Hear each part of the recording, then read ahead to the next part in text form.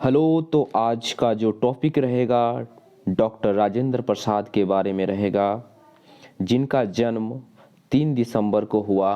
ठीक है, कल ही उनका है ना जन्म दिवस मनाया गया। तो आज मैं उसके बारे में विस्तार पूर्वक बताना चाहता हूँ। ठीक है, उनका जन्म कहाँ हुआ, कितने क्या क्या बने, किस किस पद में रहे, उसको क्या क्या रत्न मिला, पुरस्कार मिला, उसके बारे में मैं डिटेल चर्चा करूंगा।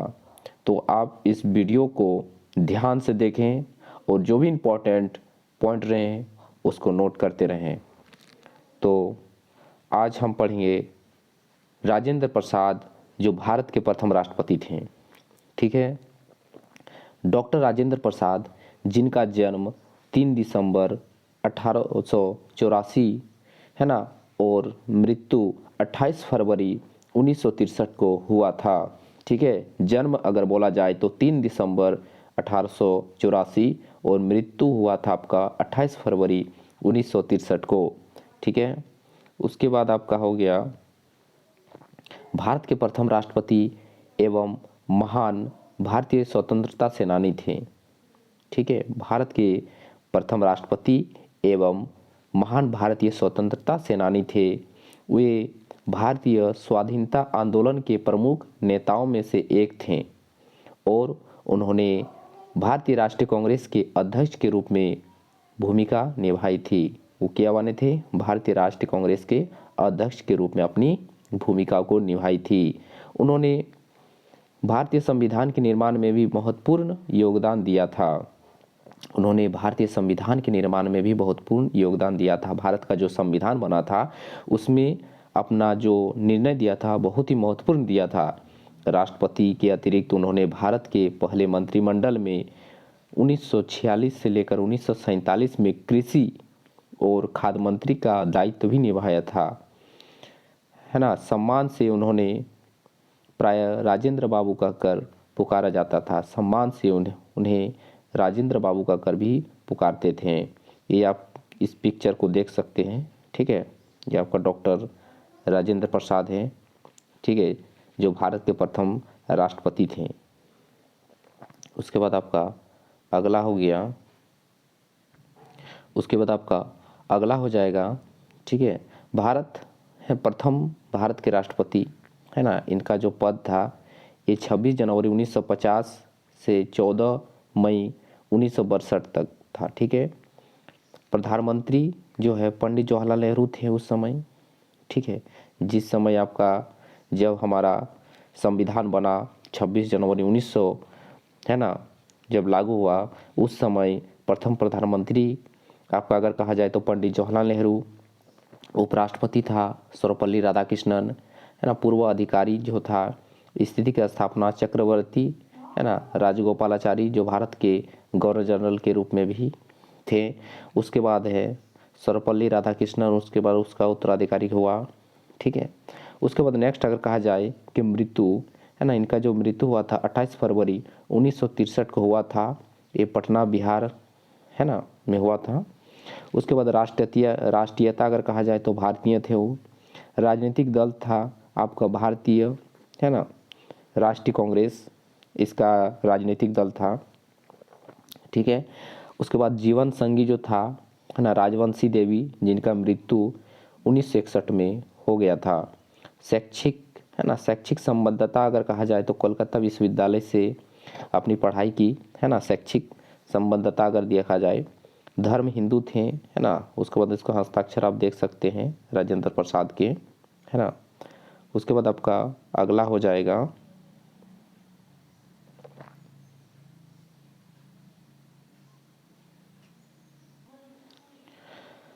अब डॉक्टर राजेंद्र प्रसाद के प्रारंभिक जीवन के बारे में हम गहन अध्ययन करेंगे, है ना।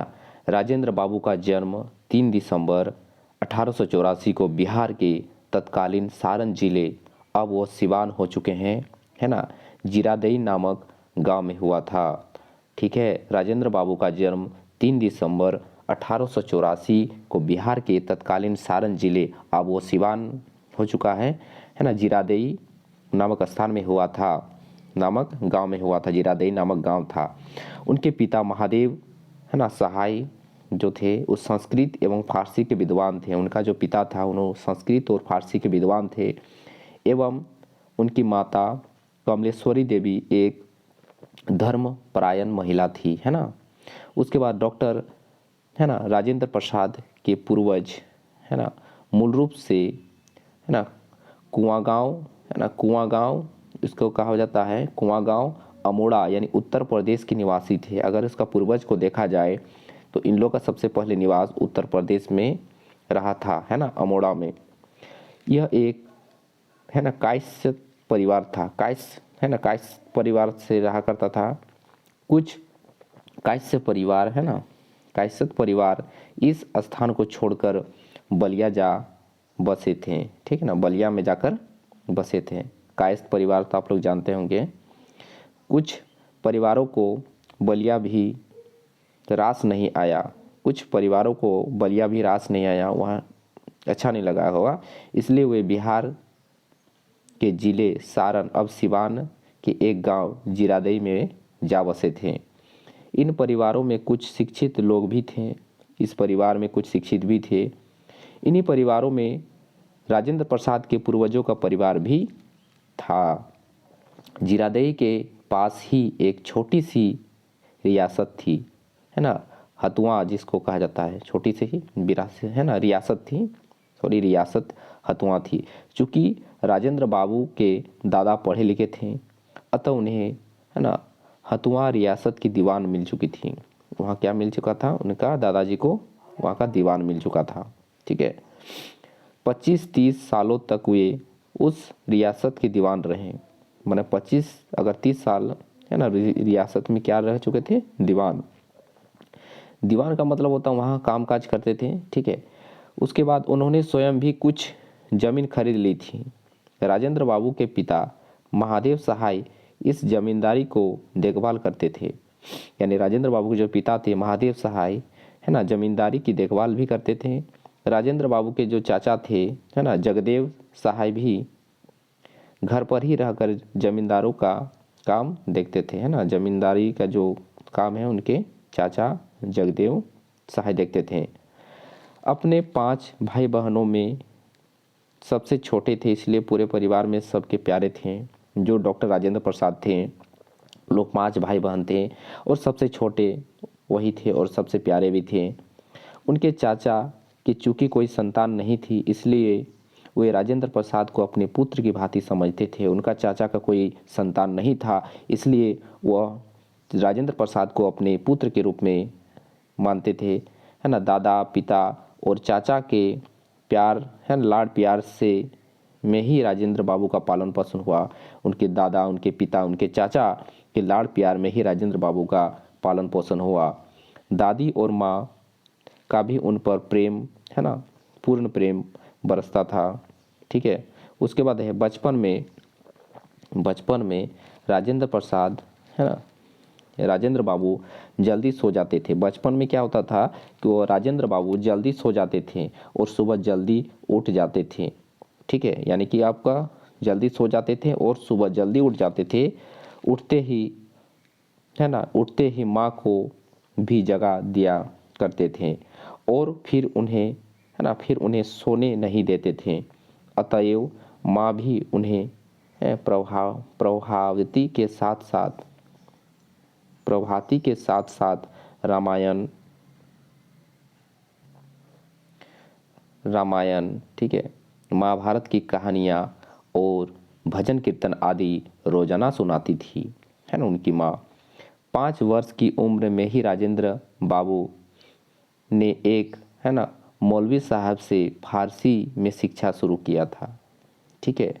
राजेंद्र बाबू का जब उम्र 5 साल था तो एक मौलवी साहब से फारसी से शिक्षा शुरू किया। उसके बाद वे अपनी प्रारंभिक शिक्षा के लिए छपरा की जिला स्कूल में गए थे, छपरा जिला के स्कूल में गए थे। राजेंद्र बाबू का विवाह उस समय की है ना पारिपाटी के अनुसार बाल्यकाल में ही लगभग 13 वर्ष की उम्र में राजवंशी देवी से हो गया था। माने आगे क्या होता था कि बहुत ही कम उम्र में है ना शादी दिलवा दिया जाता था। ठीक है, तो राजेंद्र बाबू का उसी तरह से कुछ हुआ। उनका जो विवाह था उस समय परिपाटी के अनुसार, है ना, बाल्यकाल में ही उनका लगभग 13 वर्ष की उम्र में ही राजवंशी देवी से हो गया था। उनका धर्मपत्नी थी राजवंशी देवी, है ना, परिपाटी के अनुसार बाल्यकाल में ही हो चुका था। विवाह के बाद भी उन्होंने पटना की, है ना, टी के घोष अकादमी से अपनी पढ़ाई जारी रखी थी, है ना, पटना के टी के घोष अकादमी से अपनी पढ़ाई जारी रखी। उनका जो वैवाहिक जीवन था बहुत ही सुखी रहा और उससे उनके अध्ययन अथवा अन्य कार्यों में कोई रुकावट नहीं पड़ती थी। ठीक है, उनका कार्य में कोई रुकावट नहीं पड़ता था, है ना। लेकिन वे जल्द ही जिला स्कूल छपरा चले गए और वहीं से, है ना, 18 वर्ष की उम्र में उन्होंने कोलकाता विश्वविद्यालय की प्रवेश परीक्षा दी थी। कोलकाता विश्वविद्यालय में एंट्रेंस जो एग्ज़ाम होता था वह दिया हुआ था। इस परीक्षा में उन्होंने प्रथम स्थान प्राप्त किया था। ठीक है, सन 1902 में उन्होंने कोलकाता के प्रसिद्ध, है ना, प्रेसिडेंसी कॉलेज में दाखिला, है ना, लिया। उनकी प्रतिभा में गोपाल कृष्ण गोखले, है ना, तथा बिहार, है ना, विभूति अनुग्रह नारायण सिन्हा, है ना, जैसे विद्वानों का ध्यान अपनी ओर आकर्षित किया। इसको आकर्षित करने वाला कौन था? डॉक्टर राजेंद्र प्रसाद, यानी गोपाल, है ना, कृष्ण गोखले तथा बिहार विभूति, है ना, अनुग्रह नारायण सिन्हा जैसे विद्वानों का ध्यान अपनी ओर आकर्षित किया था। 1915 में उन्होंने स्वर्ण पद के साथ विधि, है ना, परास्थानक, है ना, इसको क्या जाता है, LLM की परीक्षा पास की थी और बाद में लॉ के क्षेत्र में ही उन्होंने डॉक्टरेट की उपाधि भी हासिल की थी। राजेंद्र बाबू कानून की अपनी पढ़ाई का अभ्यास भागलपुर बिहार में ही किया था। जो लॉ का पढ़ाई किया था कानून का, वो भागलपुर में ही किया था। ठीक है, उसके बाद आपका नेक्स्ट है ना, स्वतंत्रता आंदोलन के दौरान। ठीक है, स्वतंत्रता आंदोलन के दौरान उनकी क्या क्या भूमिका रही उनके बारे में हम चर्चा करेंगे। तो भारतीय स्वतंत्रता आंदोलन में, है ना, उनका पदार्पण वकील के रूप में अपने करियर की शुरुआत करते ही हो गया था। यानी भारतीय स्वतंत्रता आंदोलन का जो शुरुआत हुआ वकील के करियर की शुरुआत करते ही हो गया था। चंपारण में गांधी जी ने एक तथ्य अन्वेषण समूह भेजे जाते समय उनसे अपने स्वयं सेवकों के साथ आने का अनुरोध किया था। यानी चंपारण में गांधी जी ने एक तथ्य अन्वेषण, है ना, अन्वेषण समूह भेजे जाते समय उनसे अपने स्वयं सेवकों के साथ आने का अनुरोध किया था। किसको? डॉक्टर राजेंद्र प्रसाद को। राजेंद्र बाबू महात्मा गांधी की निष्ठा, समर्पण और साहस से बहुत प्रभावित हुआ था। यानी कि गांधी का जो निष्ठा, समर्पण और साहस से बहुत ही प्रभावित हुआ और 1928 में उन्होंने कोलकाता विश्वविद्यालय के, है ना, सीनेटर का त्यागपत्र कर दिया था। कोलकाता का जो विश्वविद्यालय के सीनेटर, है ना, सीनेटर का त्यागपत्र दे दिया था उस समय। गांधी जी ने जब विदेशी संस्थाओं, है ना, संस्थाओं के बहिष्कार की अपील की थी, यानी बोला था कि जो विदेश का जो संस्थाएं हैं उसको बहिष्कार किया जाए, तो उन्होंने अपने पुत्र मृत्युंजय प्रसाद, जो एक अत्यंत मेधावी छात्र थे, उन्हें, है ना, कोलकाता विश्वविद्यालय से हटाकर बिहार विद्यापीठ में दाखिल करवा दिया था। देखिए उस समय कितना एक डेडिकेशन रहता था। ठीक है, अभी का जमाना में तो करने वाला कोई है नहीं। उस समय इतना मेधावी छात्र, यानी डॉक्टर राजेंद्र प्रसाद के बेटे मेधावी यानी तेज, प्रचंड विद्वान होते हुए भी उन्हें कोलकाता विश्वविद्यालय से हटाकर बिहार विद्यापीठ में दाखिल करवाया था। उन्होंने, है ना, सर्चलाइट और, है ना, देश जैसी पत्रिकाओं में भी इस विषय में बहुत से लेख लिखे थे। सर्चलाइट, ये सब इसका पत्रिकाएं हैं, सर्चलाइट, है ना, जैसी पत्रिकाओं में। और इन अखबारों के लिए अक्सर वे धन जुटाने का काम भी करते थे। ठीक है ना, इन अखबारों में वो हमेशा क्या जुटाने का काम करते थे? धन। 1914 में बिहार और बंगाल में आई बाढ़ में उन्होंने काफ़ी है ना बढ़ चढ़ कर सेवा किया था। जब बाढ़ आया था 1914 में बिहार और बंगाल में, तो उस समय वो बढ़ चढ़ कर सेवा किया था। बिहार के 1934 के भूकंप के समय राजेंद्र बाबू कारावास में थे। जब 1934 में भूकंप आया था बिहार में, उस समय डॉक्टर राजेंद्र प्रसाद कारावास में थे, जेल में थे। जेल से 2 वर्ष के छूटने के पश्चात वे भूकंप पीड़ितों के लिए धन जुटाने में तन मन है ना से जुट गया। यानी कि जब वो जेल से छूटा और छूटते ही उन्होंने भूकंप से जो पीड़ित थे उन्होंने पैसा जुटाने के लिए, धन जुटाने के लिए, ठीक है, तन मन जुटा दिए थे।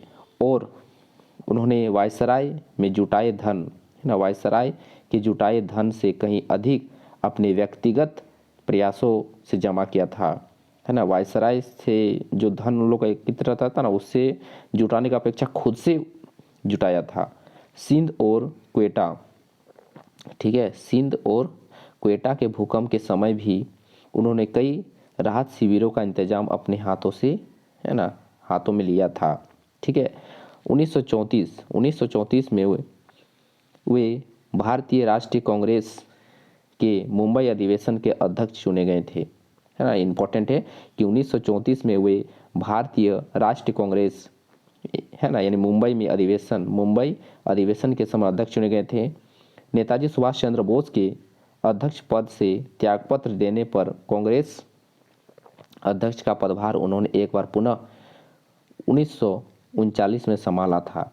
यानी कि जब नेताजी सुभाष चंद्र बोस ने अध्यक्ष का त्यागपत्र दे दिया था, उसके बाद पुनः एक बार डॉक्टर राजेंद्र प्रसाद को 1939 में है ना अपना पद को संभालना पड़ा। ठीक है, उसके बाद है भारत के स्वतंत्र है ना होने के बाद, भारत के स्वतंत्र होने के बाद संविधान लागू होने पर उन्होंने देश के पहले राष्ट्रपति का पदभार संभाला। ठीक है, राष्ट्रपति के तौर पर उन्होंने कभी भी अपने संवैधानिक अधिकारों में प्रधानमंत्री या कांग्रेस का, ठीक है ना, या कांग्रेस को है ना संवैधानिक अधिकारों में प्रधानमंत्री या कांग्रेस को है ना दखलंदाजी का मौका नहीं दिया था। देख सकते हैं आप। और हमेशा स्वतंत्र रूप से कार्य करते रहे, माने जो भी काम करते थे स्वतंत्र रूप से करते थे। हिंदू अधिनियम पारित करते समय उन्होंने काफ़ी है ना कड़ा रुख अपनाया था। जब वो हिंदू अधिनियम पारित कर रहा था उस समय उन्होंने बहुत ही कड़ा यानी कठोर रूप अपनाया था। राष्ट्रपति के रूप में उन्होंने कई बार ऐसे है ना दृष्टांत है ना छोड़े जो बाद में उनके है ना परवर्तियों के लिए उदाहरण बन गए थे। परवर्तियों के लिए क्या बन गए थे? एक उदाहरण बन गए थे। भारतीय संविधान के लागू होने से एक दिन पहले यानी कि 25 जनवरी 1950 को उनकी बहन है ना भगवती देवी का निधन हो गया। देख सकते हैं आप कि जब संविधान लागू होने से एक दिन पहले ही यानी कि 25 जनवरी 1950 को ही उनकी बहन भगवती देवी का निधन हो गया, लेकिन वे है ना भारतीय गणराज्य की स्थापना की रस्म के बाद ही दाह संस्कार में भाग लेने गए थे। यानी आप देख सकते हैं कि कितना बड़ा परित्याग करके अपनी बहन की मृत्यु है ना हो गई, यानी कि संविधान लागू होने से एक दिन पहले, मगर फिर भी वे है ना भारतीय गणराज्य की स्थापना के लिए वो दाह संस्कार में भाग है ना करने के बाद ही दाह संस्कार में भाग लेने गए। उसके बाद 12 वर्षों तक राष्ट्रपति के रूप में कार्य करने के पश्चात उन्होंने 1962 में अपने अवकाश की घोषणा की। अवकाश ले लेने के बाद उन्होंने भारत रत्न द्वारा सर्वोच्च नागरिक सम्मान भारत रत्न से नवाजा गया था। ठीक है, आप देख सकते हैं।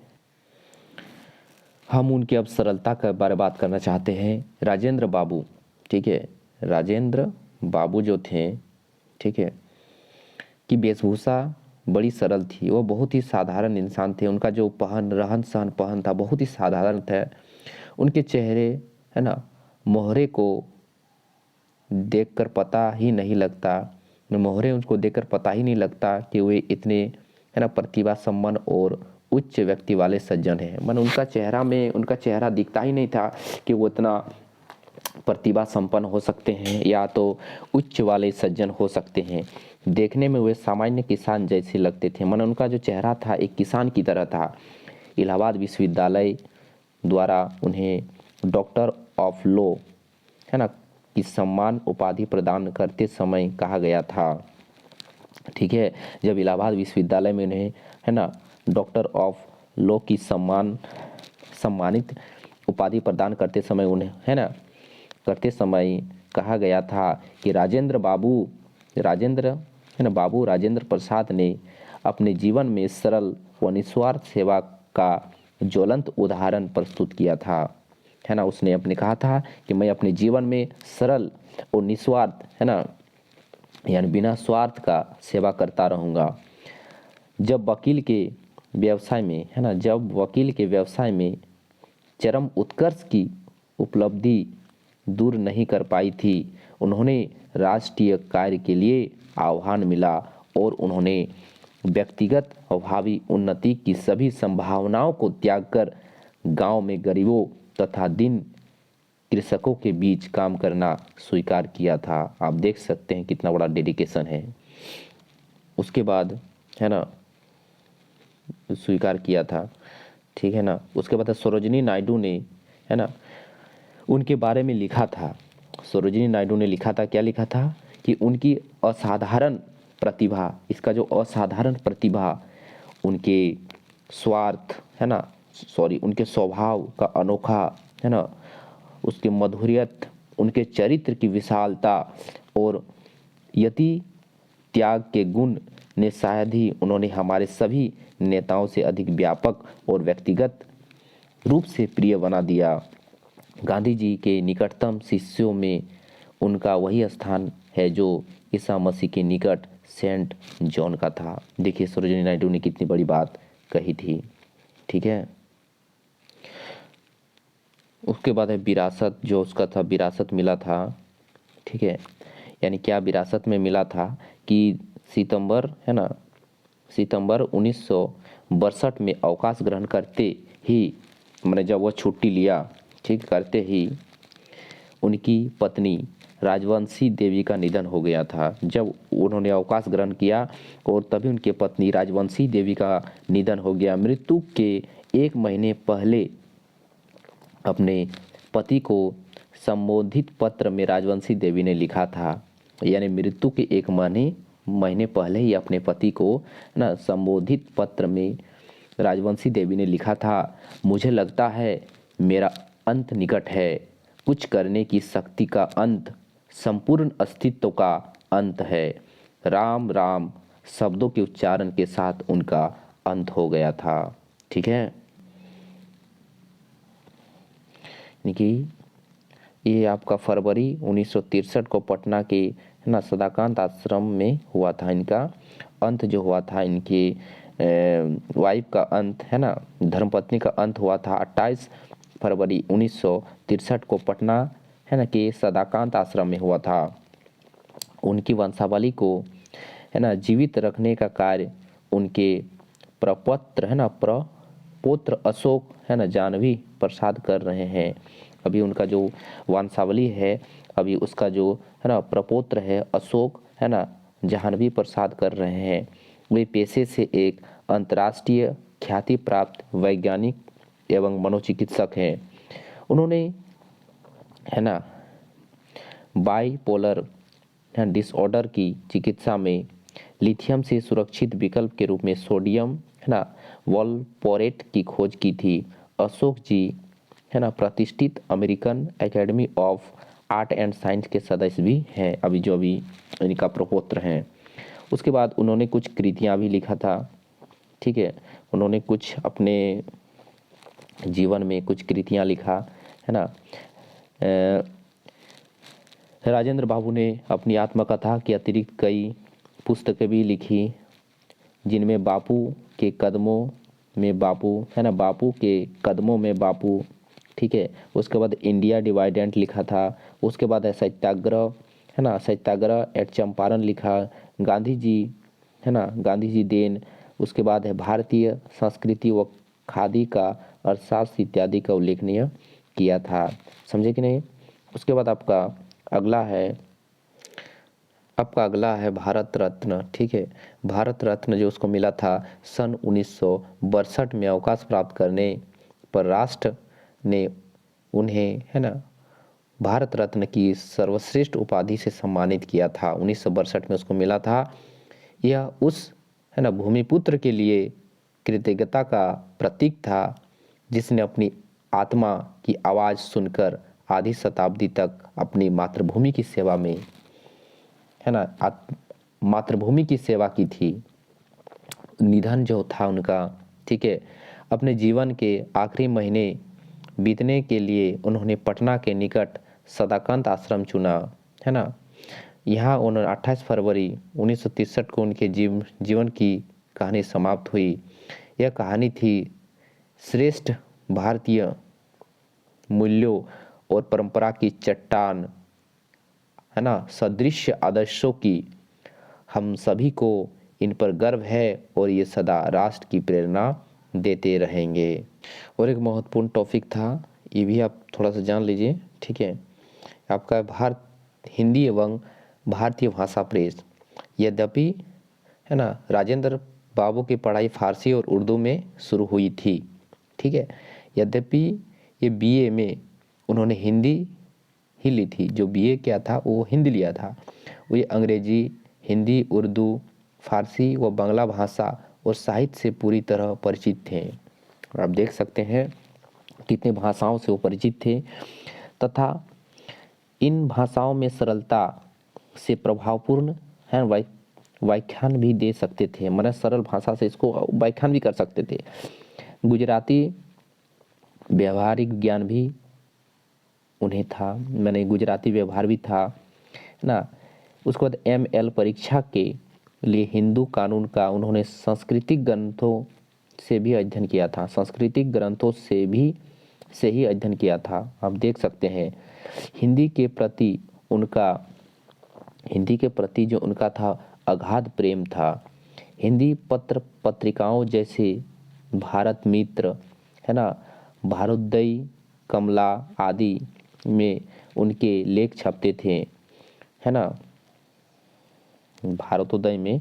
उसके बाद निबंध सुरुचिपूर्ण तथा प्रभावकारी होते थे। उसका जो निबंध था एक, है ना, सुरुचिपूर्ण होता था और प्रभावकारी भी होता था। 1912 ईस्वी में जब अखिल भारतीय साहित्य सम्मेलन का अधिवेशन कलकत्ता में हुआ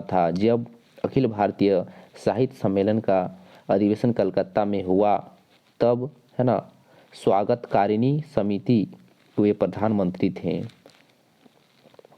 1920 में जब अखिल भारतीय हिंदी साहित्य सम्मेलन का 10वां अधिवेशन पटना में हुआ, तब भी वे प्रधानमंत्री ही थे। 1923 में जब सम्मेलन का अधिवेशन काकीनाडा में होने वाला था, तब वे उसके अध्यक्ष मनोनीत हुए थे। ठीक है, उसके बाद परंतु, है ना, रुग्णता के कारण, है ना, वे उनसे उपस्थित ना हो सके, अतः उनका भाषण, है ना, जमनालाल बजाज ने पढ़ा था। 1926 ईस्वी में वे बिहार प्रादेशिक हिंदी साहित्य सम्मेलन के और 1927 ईस्वी में उत्तर प्रदेशीय हिंदी साहित्य सम्मेलन के प्रधान सभापति थे। हिंदी में उनकी आत्मकथा बड़ी प्रसिद्ध थी। ठीक है, अंग्रेजी में भी उन्होंने कुछ पुस्तकें लिखी। उन्होंने हिंदी के देश और अंग्रेजी के पटना वीकली समाचार पत्र का संपादन भी क्या करते थे। और आज का टॉपिक मेरा यहाँ तक रहेगा। और आप इस वीडियो को ध्यान से सुने, क्योंकि डॉक्टर राजेंद्र प्रसाद का जो जीवनी है वो अत्यंत ही महत्वपूर्ण है और प्रत्येक एग्जाम में, है ना, कुछ ना कुछ इसके विषय में पूछा जाता है। तो बहुत बहुत धन्यवाद। ठीक है, थैंक यू।